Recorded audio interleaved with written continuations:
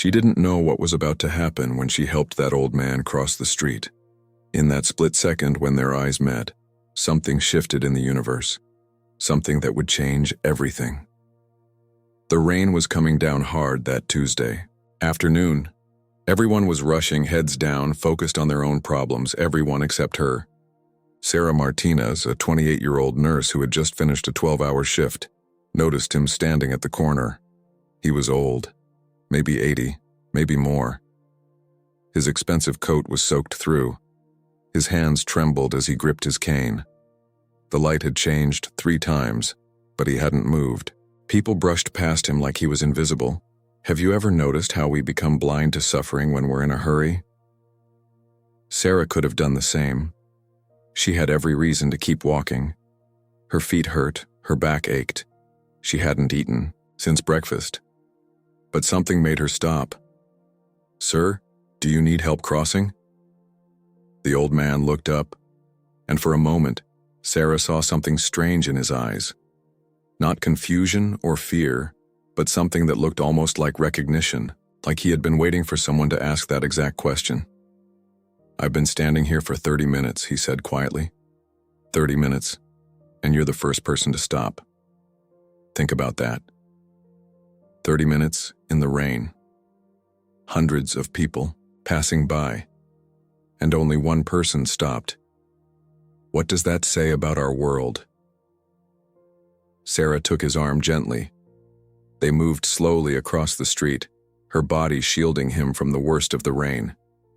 She didn't know that 3 blocks away, a black town, car was parked, its driver watching through binoculars. When they reached the other side, he squeezed her hand. "What's your name?" he asked. Sarah told him, and he repeated it softly like he was memorizing it. "Sarah Martinez, the nurse from Memorial Hospital." How did he know she was a nurse? How did he know where she worked? The old man was already walking away, moving with surprising speed for someone who had needed help just moments before. Every act of kindness creates a ripple. You throw a stone into still water and the circles spread outward, touching shores you'll never see. Sarah's simple act that rainy Tuesday was about to create a tsunami. William Chen wasn't always a billionaire. 60 years ago, he was just another immigrant with nothing but determination and a dream. He built his empire from scratch, turning a small electronics shop into a global technology corporation. But success has a price, and William had paid it in full. 3 divorces. Children who only called when they needed money.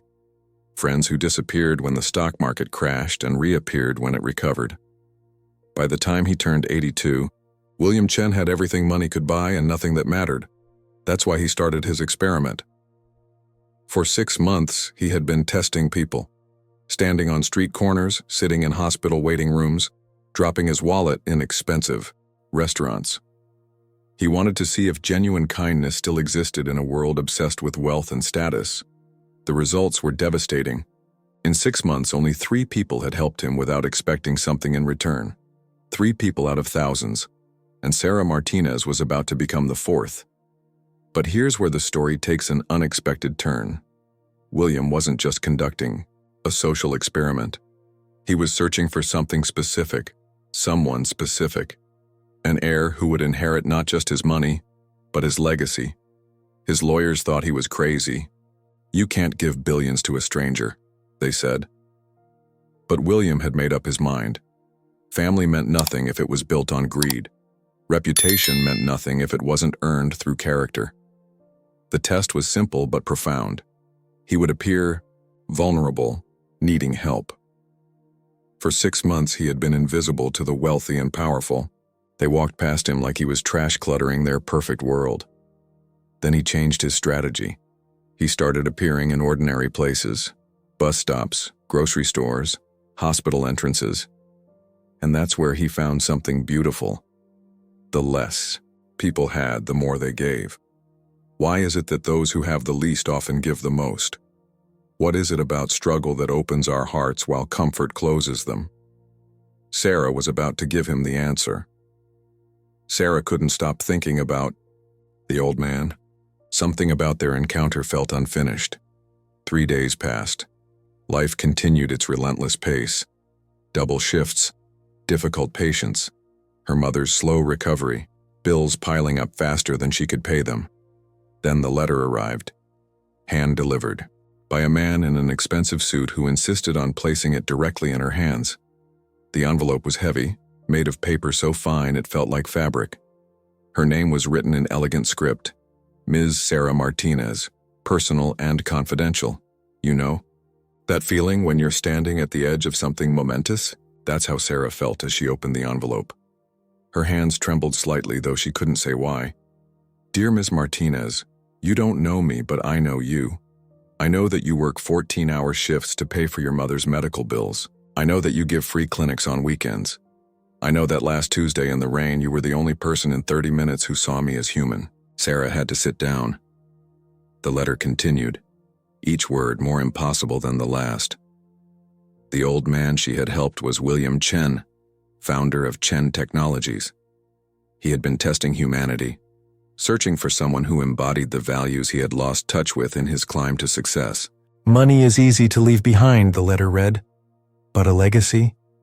That requires finding the right person. Someone who understands that wealth is meaningless without wisdom, that power is pointless without purpose. In 60 seconds of interaction, You showed me more character than I've seen in 60 years of business, can you imagine? 1 minute. 60 seconds of kindness. That's all it took to change everything. But Sarah's first instinct wasn't excitement, it was suspicion. This had to be a scam. Things like this didn't happen to people like her. She almost threw the letter away. Almost. But something made her. Read the last paragraph. I'm not offering you money, Ms. Martinez. I'm offering you a choice. Meet me tomorrow at the Riverside Bridge at sunset. Come alone, and I'll tell you why I've been searching for you. Sarah spent that night awake, wrestling with the decision. She thought about her mother's mounting medical bills. She thought about all the times she had chosen fear over faith. By morning, she had made her decision. She would go to the bridge. Not because she believed in fairy tales, but because sometimes the universe rewards those brave enough to say yes to the impossible. The sun was setting when Sarah arrived at Riverside Bridge. The sky bled orange and purple, painting the water below in shades of fire. William Chen was already there, leaning against the railing, looking out at the city he had helped build. You came, he said without turning around. I wondered if you would. I almost didn't, Sarah admitted. Honesty seemed important now. William smiled. Good. Hope without skepticism is just naivety. But skepticism without hope? That's just another form of death. Have you ever had a conversation that you knew would divide your life into before and after? This was that conversation for Sarah. I've been dying for years, William continued. Oh, not physically, but spiritually, emotionally? I've been a ghost in my own life since my wife died. Do you know what it's like to achieve everything you've ever wanted and realize it's all meaningless? Sarah thought about her own struggles, the double shifts, the constant worry about money. No, she said quietly. I don't know what that's like. Of course you don't. Because you're still alive. You still believe that what you do matters. That's why I chose you, Sarah. Not because you helped an old man cross the street, but because of why you helped him. The air between them crackled with possibility. Sarah could feel her life tilting on its axis. I'm 82 years old, William said. I have more money than I could spend in 10 lifetimes. But do you know what my legacy is? Stock prices. Numbers on a screen that will be forgotten the moment I'm gone. He turned to face her then, and Sarah saw not a billionaire but a man terrified of being forgotten. A man desperate to matter. I want to change that. I want to build something that lasts. Not a company or a fortune, but a movement.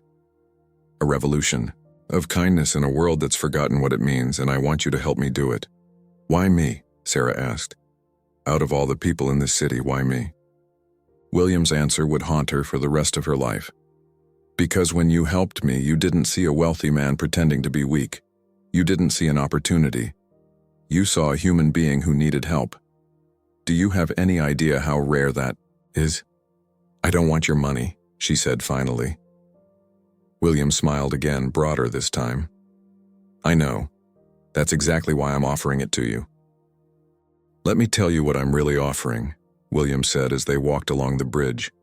Not just money, though, there will be plenty of that. I'm offering you the chance to prove that humanity is worth saving. The words should have sounded grandiose, but coming from him, they felt like prophecy.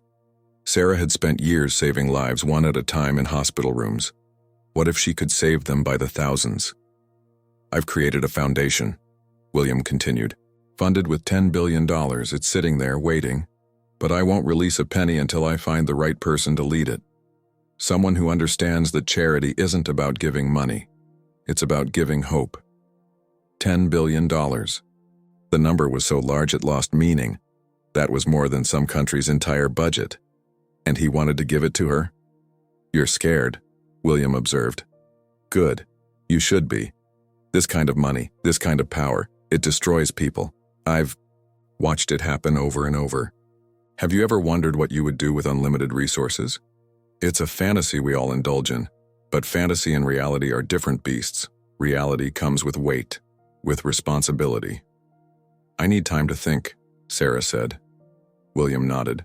Take all the time you need, but while you're thinking, let me show you something. He pulled out his phone and showed her a video. Security footage from various locations. Scene after scene of him being ignored by the wealthy and powerful. This is what we've become, William said quietly. A world where worth is measured in net worth, where kindness is weakness, where helping a stranger is suspicious instead of natural. Then the footage changed. Poorer neighborhoods, working-class areas. And there, people stopped to help. A teenager offering his arm, a mother sharing her umbrella. The pattern is consistent, William said. The more people have, the less they see. But you, Sarah, you work where death is common and hope is rare. You see suffering every day, and yet you still stopped. That's extraordinary. The video ended with the scene Sarah recognized. The rainy corner, her turning back, offering her arm. I don't want your answer tonight, William said, but understand what you'd be taking on. This isn't about charity galas and writing checks. This is about revolution, about proving that kindness can be more powerful than greed.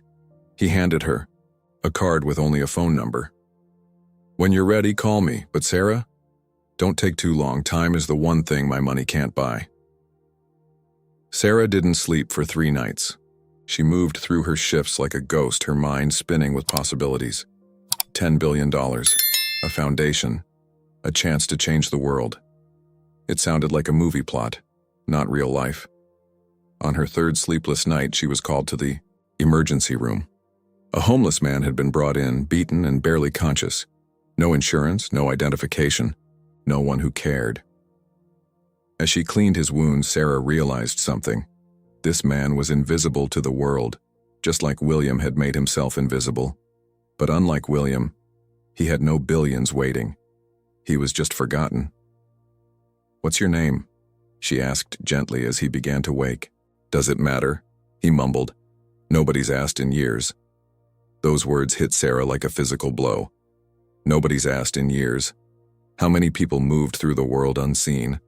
How many tests of humanity did we fail every single day? She stayed with him through her break, holding his hand. And in that quiet moment, her decision crystallized, not because of the money or the power, but because the world was broken and someone had to try to fix it. Have you ever felt called to something bigger than yourself? That's what Sarah felt in that emergency room. The next morning, she called the number on the card. I knew you'd call, William said. The only question was when. I have conditions, Sarah said. This can't be about ego or building monuments. If I do this, we do it right. We do it for the people everyone else forgets. William's laugh was warm. My dear Sarah, that's not a condition. That's the whole point. Meet me at my office tomorrow. The office was on the 40th floor of a building Sarah had walked past 1,000 times but never entered. William was waiting with documents spread across a massive table. The blueprint for revolution. Every great change starts with a simple question, William began. Ours is this. What if kindness was currency? What if compassion was power? He showed her the plans. Schools that taught empathy alongside algebra. Hospitals where no one was turned away. Programs that didn't just feed the hungry but asked why they were hungry in the first place. This is insane, Sarah breathed. Yes, William agreed. Beautifully, necessarily insane. Sanity has failed us. It's time for a different approach. The Xiao announcement sent shockwaves through the financial world. William Chen had chosen a complete unknown to lead his $10 billion foundation. Not a CEO, not a celebrity, a nurse. The media went into overdrive dissecting Sarah's life. But here's the thing about sudden fame. It reveals more about the world than about you. Sarah watched as people she had known for years suddenly changed. Everyone had a handout and a story ready. Have you ever seen someone's true nature revealed by circumstances? Sarah discovered that money didn't change people. It revealed them, and what it revealed was often ugly. The attack started immediately. She was unqualified, they said. A puppet for William's ego. The business world closed ranks against her, threatened by the idea that success could be measured in anything other than profit. They hate you because you remind them of what they've lost, William told her. Every cruel comment is about them, not you. Sarah threw herself into the work. 18-hour days learning foundation management. She hired experts, but more importantly, she hired humans. People who understood that spreadsheets were important, but souls were more so. The first project launched 3 months later. Mobile. Medical units in underserved neighborhoods. Not revolutionary in concept, but revolutionary in execution. The units didn't just treat symptoms, they addressed causes. Job training in the waiting rooms. Dignity restored, along with health. The media mocked it. Nurse plays doctor with billions, read one headline. But in the neighborhoods where the units parked, something different was happening. Hope was spreading like a virus. Maria Gonzalez was 43 when the mobile unit saved her life. Not just medically. They saved her life by seeing her as more than a disease. By asking about her dreams. By connecting her with job training that led to employment. You know what the difference is? Maria told a reporter. They look at you, not through you. At you. Like you matter. Do you have any idea how long it's been since someone looked at me like that? One person at a time. One neighborhood at a time. The revolution began not with fanfare, but with the quiet dignity of recognition, of seeing the invisible, of proving that every human being had inherent worth. Year 2 brought expansion and resistance in equal measure. The foundation's work had spread to 50 cities, but success breeds opposition. The old guard of philanthropy fought back through whispers and exclusion. They're trying to starve us out, James Chen, William's son, said during a board meeting. He had initially opposed his father's choice but had become Sarah's strongest ally. Sarah looked around the table at her team. Former addicts who now ran recovery programs, teachers from failing schools who had revolutionized education, each one a story of transformation. Good, she said. Let them try. We don't need their approval. We need their fear. Because fear means we're threatening something. Do you know what happens when you refuse to play by established rules? You become dangerous. You become proof that the old ways aren't the only ways. The breakthrough came from an unexpected source. Tech billionaires, younger and hungrier, began to take notice. They saw in Sarah's approach something familiar: disruption. Marcus Thompson, founder of 3 unicorn startups, was the first to call. I've been watching what you're doing. It's scalable, it's measurable, it's everything charity. Isn't supposed to be. I want in. Within 6 months, the foundation's endowment had doubled, not through traditional fundraising but through a new model. Investors who measured returns in lives changed. The projects multiplied. Housing communities where the homeless became neighbors. Schools where dropouts became scholars. Each success, story creating 10 more, rippling outward. But with growth came challenges Sarah hadn't anticipated. The weight of decisions affecting thousands. The crushing responsibility of holding so many hopes. I dream about them, she confessed to William during one of his increasingly rare visits. The ones we can't help, the ones we haven't reached yet. William's answer was both comfort and curse. You don't live with it, you live despite it. The moment you make peace with limitation is the moment you start to die. The media narrative began to shift. Stories of transformation were harder to mock than press releases.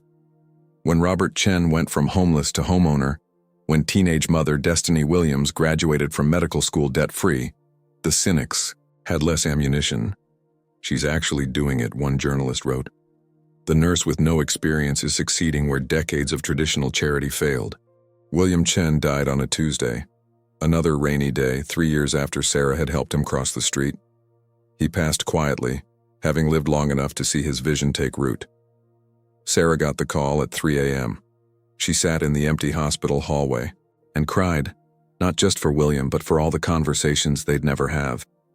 The funeral was a study in contrasts: billionaires and homeless advocates, tech moguls and recovery coaches, the powerful and the powerless united in grief. He was difficult, James Chen said during his eulogy. But in his final years, he found purpose. He found hope. He found Sarah. Have you ever noticed how death clarifies everything? William's death became a moment of reckoning. Would his vision die with him? The lawyers came the next day.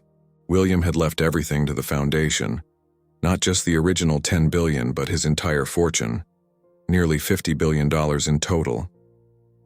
There are conditions, the attorney explained. The money must be used according to the principles established. And you, Ms. Martinez, must remain as director for at least 10 years. 10 years. Sarah was 31 now, a decade of her life dedicated to William's vision. The weight was staggering. But then she thought about Maria Gonzalez, now a medical assistant helping others, about Robert Chen, who had gone from sleeping in parks to running a shelter, about the thousands of lives already changed. I need to see the numbers, Sarah said. All of them. What she discovered was staggering. In 3 years, they had provided health care to 2.3 million people, transitioned 45,000 from homelessness, funded education for 120,000 students, created 15,000 jobs, trained 8,000 recovery counselors, built 200 community centers. But the real impact was in the shift of consciousness. Other foundations were adopting their methods. The conversation had changed from how do we manage poverty to how do we eliminate it. This is what he saw, Sarah whispered. Not just charity, revolution. The board meeting after William's death was crucial. Would they continue his radical approach or return to safe philanthropy? We could do so much good the normal way, one member argued. Sarah stood. Normal is what created the problem. Normal is stepping over bodies.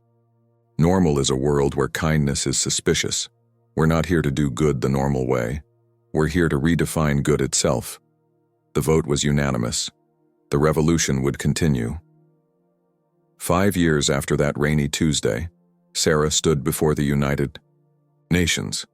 The girl who had once worked double shifts was now addressing world leaders. Poverty isn't a lack of money, she began. It's a lack of recognition, of dignity. We've spent centuries managing poverty when we should have been eliminating its root causes. The Chen Foundation had become a global phenomenon. Countries were adopting its models. The old way of throwing money at problems was dying, replaced by actually solving them. But opposition had evolved too. Entrenched interests fought back with legislation and litigation. For every life transformed, there were systems designed to maintain the status quo. They call us naive, Sarah continued. They say kindness can't compete with capitalism.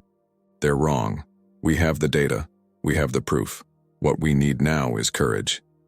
Have you ever watched the tide turn? That's what was happening globally. The old assumptions about charity were crumbling. Marcus Thompson had restructured his entire business model. His companies now measured success in purpose, not just profit, and they were thriving. Sarah taught us something revolutionary, he told Silicon Valley leaders, that investing in humanity isn't just morally right, it's economically smart. The multiplier effect was staggering. Each company that adopted the Chen principles influenced dozens more. The foundation had become a movement, but Sarah never forgot the human cost. In her apartment, she kept a photo from that first mobile unit. Maria Gonzalez smiling through tears. One person. One moment.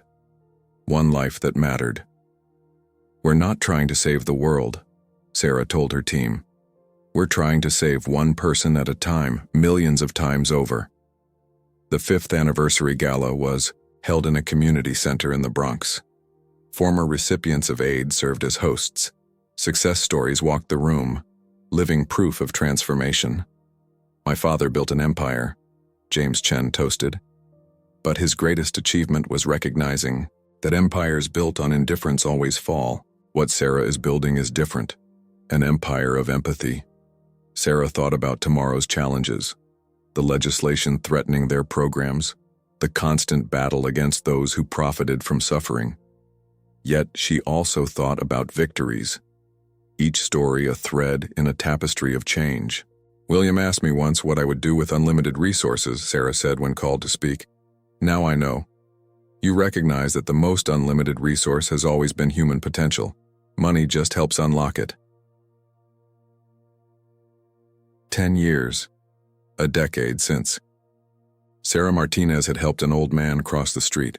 The woman in the mirror was different. Older, marked by decisions affecting millions.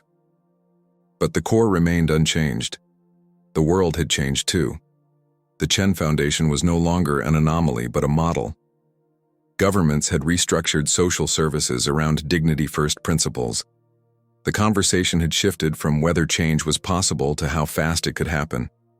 "We won," Marcus Thompson said during a strategy meeting. But Sarah shook her head. "We've won battles. The war continues. For every system we've changed, there are 10 more maintaining the status quo. Victory isn't a destination. It's a daily choice." The numbers were staggering. In 10 years, the foundation had directly impacted over 50 million lives. The Chen principles were taught in business schools. Children grew up in a world where kindness was increasingly seen as strength, yet challenges remained. Climate change creating new poverty, technology displacing workers. The work felt endless because it was endless. "I'm tired," Sarah confided to her mother, not of the work, but of fighting the same battles, of proving what should be obvious, that every human deserves dignity. Her mother offered simple advice. "Then stop proving and start living. The best argument for dignity is a dignified life. You've planted the seeds. Now tend the garden. Do you understand what it means to shift from revolution to evolution?" That's where Sarah found herself. The foundation was established, the principles proven. Now came the harder work of making them permanent. She restructured again, focusing on sustainability, creating systems that would outlive her, just as they had outlived William. The 10-year report proved what William had always believed, that kindness was economically efficient. But for Sarah, the real proof was in the stories, like Tommy Chen, who had been 13 and homeless when the foundation found him. Now 23, graduating from MIT. "You saved my life," Tommy told her. "No," Sarah corrected. "You saved your own life. We just reminded you it was worth saving." That was the revolution's greatest victory, the fundamental shift in how people saw themselves. Worth was no longer tied to wealth. Humanity itself had been revalued. 10 years ago, a billionaire tested whether kindness still existed. Sarah spoke to anniversary celebrations in 100 cities. He found it does, but more importantly, he proved it must. The test continues. Every day, in every interaction. Will we see each other as human? The letter arrived on another Tuesday, 15 years after the first. Sarah, now 46 and leading a global movement, still checked her own mail. The envelope was old, the writing familiar but shakier. "My dear Sarah, if you're reading this, then 15 years have passed. My lawyers had instructions to deliver this only now, when enough time had elapsed for you to truly understand what we built together." Sarah sat heavily, hearing William's voice in every word. He had written this before he died, a message from the past. By now, you've discovered the truth, that the test was never about finding someone to give money to. It was about finding someone who understood that money was meaningless without meaning. The letter revealed layers to William's plan she had never suspected. The fortune was just the beginning. The real gift was the network, the systems, the proof that transformation was possible. But here's what you don't know. You weren't the first person to help me that day. You were the 37th. So why did I choose you? Because when I asked your name, you asked mine back. When you got home, you called the hospital to check if any elderly men had been admitted. You didn't just help. You cared about what happened next. Tears ran down Sarah's face. All these years, she had thought it was about a moment of kindness, but it had been about what came after. The foundation, the billions, the movement. None of that was my legacy. You were. You and everyone you've inspired to see beyond the moment. To understand that kindness isn't a choice but a practice. Have you ever had your entire understanding rewritten? The test had never ended. Every day was the test. Every choice to see or ignore, to help or walk past. I'm dying as I write this, but I'm not afraid. Because somewhere a nurse is teaching the world that every human being matters. That kindness is becoming currency. That the test continues and humanity is finally starting to pass. The final paragraph was added later in shakier handwriting. P.S. The man you helped that first night in the ER, the one whose name nobody had asked, that was my brother. He had been on the streets for 20 years. You held his hand. You gave him dignity in his final hours. That's when I knew. The test was over. You had already passed. Sarah put down the letter and walked to her window. Somewhere, someone was failing the test, but somewhere else someone was passing. The revolution wasn't about changing systems. It was about changing hearts. One interaction at a time. That night she walked home. She passed a homeless woman and stopped. You okay? Do you need help? The woman looked up, surprised. I'm hungry. Sarah sat down beside her. Not the director of a foundation. Just one human recognizing another. Tell me your name. Tell me your story. Let's start there. As the woman spoke, Sarah realized the truth. The test never ended because kindness never ended. Each act created the possibility for the next. The revolution wasn't in grand gestures, but in these moments. William had tested whether kindness existed. He found his answer in a nurse who turned back. But the real answer was bigger. Kindness didn't just exist, it multiplied. It transformed. It waited on every corner for someone brave enough to choose it. The revolution continued, carried in the hearts of millions who had learned the simplest truth, that every human being matters, that every act of kindness creates another, that the world changes through the gentle insistence of seeing each other, really seeing each other. One rainy Tuesday at a time. Like this video if you believe in the power of kindness. Subscribe to join a community that chooses to see. Share your story below. When did you pass the test? This channel is for those who believe small acts can change the world. Because they can, because they do, because they must. The test continues. How will you answer?